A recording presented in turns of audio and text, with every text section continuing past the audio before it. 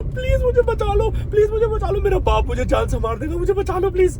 अचानक से मुझे रियलाइज हुआ कि बहन जो धूप जैसी ढल रही है। ये बात तब की है जब नया नया वनडे का कल्चर चला था। मतलब कि कल रात एक बच्चा मरते मरते बचा है। आशिकियां चल रही हैं, लड़कियां छेड़ी जा रही हैं और ऐसा खौफनाक डर। मैंने कहा आज मैं गया, ओह फक, मैं कहा बहन जो लौड़े लग गया आज तो बारातियों का स्वागत बहन जो फुल ऑन। हेलो दोस्तों, जिन लोगों ने मेरी पुरानी वीडियोस देखी है उन्हें पता है, जिन्हों को नहीं पता उनके लिए मैं फिर से बता देता हूँ। मेरा नाम है विपिन और मैंने जॉब छोड़ के यूट्यूब से महीने का 5 लाख रुपए कमाने का चैलेंज लिया है और उस सीरीज में ये है मेरा तीसरा वीडियो। और यार ये इतना बड़ा चैलेंज पूरा होगा कैसे? वो होगा तब जब आप लोग सपोर्ट करोगे। क्या जाता है वीडियो लाइक करने में और शेयर करने में, नहीं तो कम से कम पूरा देख ही लो। तो यार आज की कहानी है बहुत ही इंटरेस्टिंग, तो पूरी सुनना और मुझे बताना कि इसमें से क्या क्या चीजें आप लोगों के साथ भी हुई हैं। तो यार मैं बहुत छोटा था, स्कूल में था, हम लोग गांव में रहते थे। मेरे पिताजी ना बहुत स्ट्रिक्ट थे शुरू से ही और अभी भी हैं खैर, बट अब चलो मैं 40 साल का हो गया हूँ, अभी भी फटती है अपने बाप से बहुत सॉलिड, बट अब वो इतना नहीं करते। तो यार छोटे थे तो साला उससे पहले हम कभी शादी में गए ही नहीं थे, तो मुझे पता ही नहीं था कि शादियों का क्या पूरा पैटर्न होता है, क्या फॉर्मेट होता है। तो यार अब तो ये वेडिंग पॉइंट्स में जाना और ये सब यहाँ पे शहरों में बहुत चल गया, इनफैक्ट गाँव में भी चल गया। पहले ना दूल्हे की बारात जाती थी एक जगह से दूसरी जगह, एक गाँव से दूसरे गाँव, तो बड़ा ही सा मस्त सा फंक्शन होता था। एक बस बुक होती थी, सारे गाँव के बच्चे बड़े बुजुर्ग जिनको भी शादी में जाना है मतलब वो लोग उसमें बैठते थे और दूसरी जगह जाते थे। तो हमने बस देखा था कि यार लोग जाते हैं, बट कभी गए तो थे नहीं। तो यस, तो उन दिनों ना पहले तो 2 दिन की शादी होती थी, मतलब आज अगर बारात जा रही है तो वो वहाँ शाम तक पहुंचेंगे, रात को उनका रिसेप्शन होगा, रात भर उनके फंक्शंस रिचुअल्स जो होते थे वो होंगे, अगली सुबह फिर ब्रेकफास्ट होगा, फिर प्रॉपर विदाई का समारोह होते होते दूल्हे की बारात फिर दिन में निकलती थी अब जहाँ भी लड़की वालों का घर है वहां से, और फिर अपने यहाँ पे पहुंचते थे वो लोग अगेन रात को। यहाँ पे फिर से वही सब गांव के लोग बारात का स्वागत करने के लिए तैयार हैं और ऑल दैट, तो वो सब चलता था। तो इस तरीके से 2 दिन का प्रॉपर फंक्शन होता था। फिर यहाँ पे भी रात को दूसरे दिन जो है पूरा गांव वालों के लिए और सबके लिए फंक्शन होता था।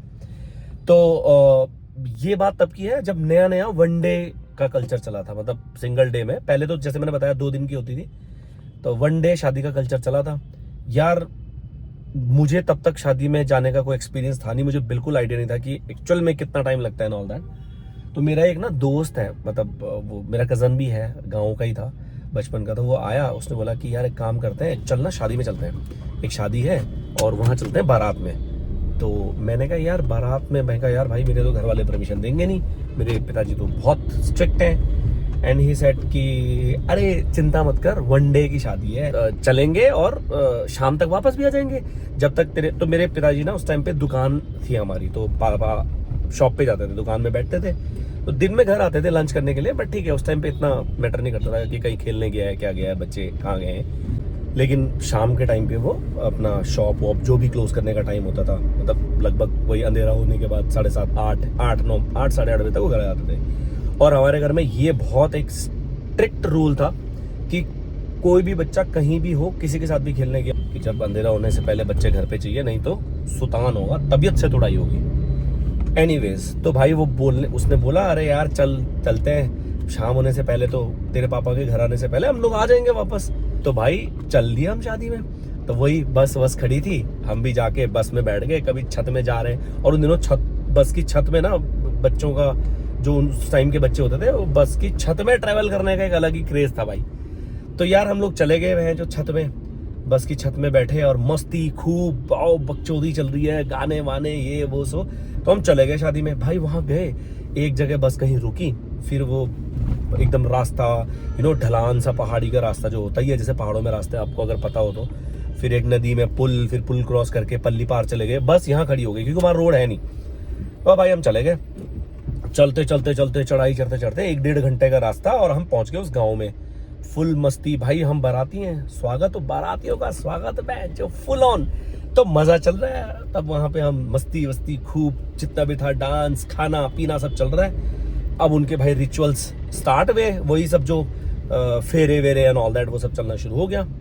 तो भाई ये सब चल रहा है, और तब तक मैं जो है हूँ फुल मस्ती में, लौंडे लफाड़े सारे कोई आशिकियां चल रही हैं, लड़कियां छेड़ी जा रही हैं, हाई हेलो कमेंट्स पास हो रहे हैं, वो कुछ कह रहे हैं, हम कुछ कह रहे हैं, ये सब मस्ती जो होती है शादी ब्याहों की वो सब चल रही है। अब भाई अचानक से मुझे रियलाइज हुआ कि बहन जो धूप जैसी ढल रही है, तो मैंने कहा यार ये तो शाम होने वाली है। और फिर मैं थोड़ा सा सक पका गया, मैंने कहा यार ये कुछ क्या होगा, कैसे होगा, अब देखते हैं क्या हो रहा है एग्जैक्टली। तो दोबारा भाई मैं गया वहाँ पे जहाँ रिचुअल्स चल रहे थे, तो वहाँ पे देखा तो वहाँ तो भाई फेरे वेरे और वो सब जो प्रोसेस होता है वो सब चल रहा है। अच्छा वो ऐसा भी हो रहा है कि यार मैं किससे पूछूंगा तो बेइज्जती सी हो जाएगी ना बहन चो, कि अबे तू क्या है जो छोटे बच्चों की तरह है। माचो बनने का तो बहन चो होता ही है ना उस एज में, हम तो माचो है जी, हमें तो घंटा फर्क नहीं पड़ता। तो मैं कहा यार चल ठीक है देखता हूँ, हो जाए जल्दी खत्म हो जाएगा बस भाई। अब मैं भाई धीरे धीरे जैसे जैसे हल्की हल्की धूप ढलने लगी, शाम और होने लगी, अंधेरा सा हल्का हल्का सा वो शाम का टाइम, और मेरी जो गांड फटनी स्टार्ट हुई। मैं कहा भाई ये तो कुछ गड़बड़ लग रही है, ठीक है। तो फिर मैं अपने दिल में पूरी भगवान से प्रे कर रहा हूँ कि ये भगवान ये जल्दी खत्म हो, चलो अब जल्दी घर जाए, जल्दी घर पहुंचे। और धीरे धीरे अब हो गया अंधेरा। भाई साहब जो मेरा भाई मुझे लेके आया था, मैंने फिर उसको सुनाया खूब, भैंचोद यार तू ले आया यहाँ पे, और भैंचोद यहाँ अंधेरा हो गया और ये हो गया और वो हो गया। उसने बोला, अब वो भाई पलट गया, कहता पहले जब बुलाने आया था कहता अरे मुझे सब पता है यार, ये कुछ नहीं है, मैं तो कई बार होके आ चुका हूँ, शाम तक वापस आते।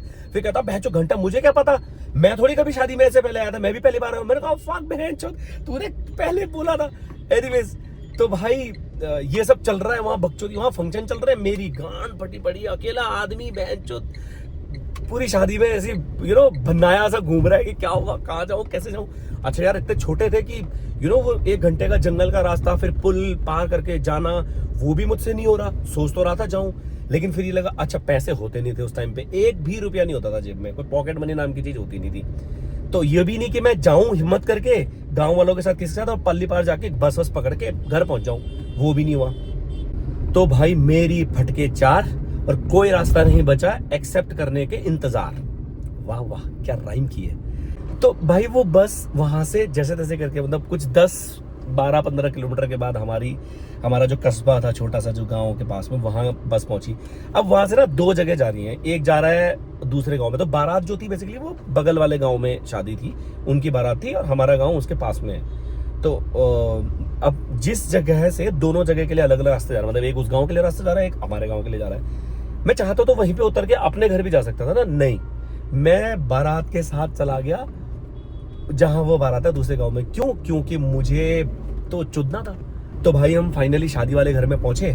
अच्छा वो जो मैंने आपको पहले भी बताया इस वीडियो में कि मतलब जो बारात वापस आ रही होती है तो गांव वाले पूरे सब लोग बारात का स्वागत करने में बैठे हुए हैं। तो वो जो रिसेप्शन वाला एरिया था जहाँ पे टेंट वेंट लगते हैं, चेयरें प्लास्टिक की कुर्सियां वर्सियां डाल के, भाई मैं वहां जैसे ही पहुंचा, मैं क्या देखता हूँ वहां ना मेरा बाप बैठा है चेयर पे बाकी लोगों के साथ। ओ फक, मैं कहा बहन चो लौड़े लग गया आज तो।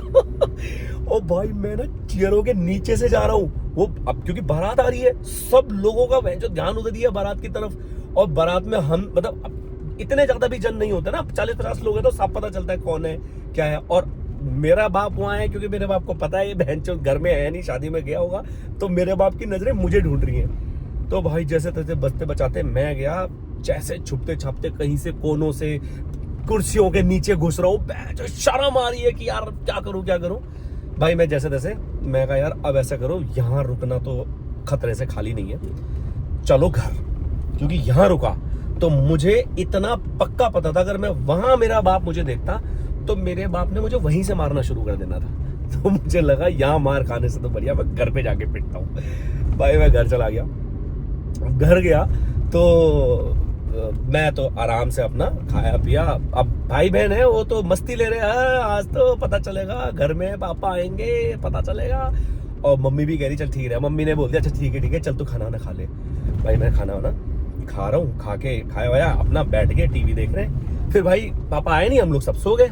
भाई हम सो रहे हैं और इतने में मेरे कमर में जोश से जो बड़ा से आवाज आई और मेरे कमर में डंबल पड़ा।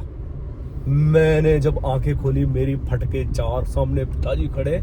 दर्द तो कुछ नहीं हुआ मुझे उस टाइम लगी मुझे डर, और ऐसा खौफनाक डर। मैंने कहा आज मैं गया भाई, मैं भागा घर से बाहर, दरवाजे की तरफ को, दरवाजा खुला था, घर से बाहर भागा तो अच्छा मैं भागा तो मैं कहा यार अब रात हो रही है, मैं बच्चा हूँ, मैं कहाँ जाऊँ, छोटा ही तो हूँ। तो भाई मैं भागते भागते रोते रोते पहुंचा ऊपर वाले फ्लोर पे, हमारे यहाँ ताऊ जी है वो रहते थे। भाई मैंने खटखटाया, अब रात है जो उस टाइम पे 9 साढ़े 9 बजे अच्छी खासी रात हो जाती है गाँव में, आज भी हो जाती है। तो उन्होंने दरवाजा खोला और मैं रोते हुए, मैंने कहा प्लीज मुझे बचा लो, प्लीज मुझे बचा लो, मेरा बाप मुझे जान से मार देगा, मुझे बचा लो प्लीज। मतलब मैं ऐसे दहाड़े मार के रो रहा हूँ, यार बच्चे कैसे रोते हैं वैसे ही। भाई उन्होंने मेरे सामने दरवाजा बंद कर दिया, कहते चल यहाँ से जा। फक बेंचोद। और उस टाइम पे उन पे गुस्से से ज्यादा मेरे को ये लग रहा था कि मैंने कहा बेंचोद अब तो मैं गया, अब मेरे बाप मेरी गांड तोड़ेगा दबा के, और कभी भाग भी नहीं सकता कहीं। तो ये सब हुआ और भाई मैं आओ देखा ना था, जहां रास्ता दिखा मैं भाग गया। अब उन दिनों ना हमारे यहाँ पे जहाँ मेरा घर है वहां पे ना एक अभी एयर स्ट्रिप है, काफी 2-1 किलोमीटर की एयर स्ट्रिप बनी हुई है, और काफी तब उस टाइम पे क्या था, उसका काम चल रहा था। तो खेत जो जिन बड़े खेतों में वो बना है उसमें खुदाई होके रखी हुई थी, कुछ खुदाई हो रखी थी, कुछ नहीं हुआ था, मिट्टी के बड़े बड़े ढेर थे। भाई मैं भागा सीधे और जाके ना वो कुछ 500 मीटर के आसपास की डिस्टेंस रही होगी, मैं भाग के वहां जो बड़े बड़े मिट्टी के ढेर थे उसके पीछे जाके छुप गया। मैंने कहा यार अब तो भैंचोद मेरे बस की है नहीं, मैं तो नहीं जा सकता घर।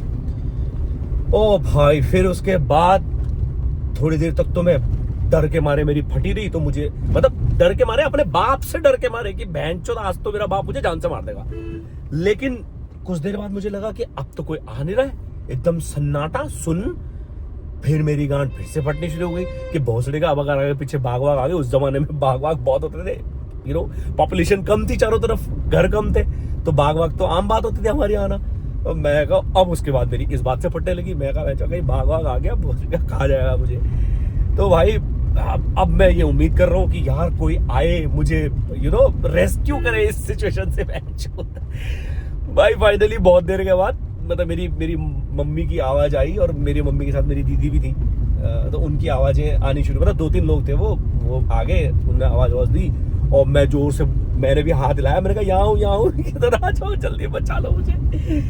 ओ भाई फिर जाके वो मुझे घर लेके गए, तो फिर एक अलग से रूम है, मम्मी ने बोला भाई तू यहाँ सो जा फिलहाल, पापा सो गए।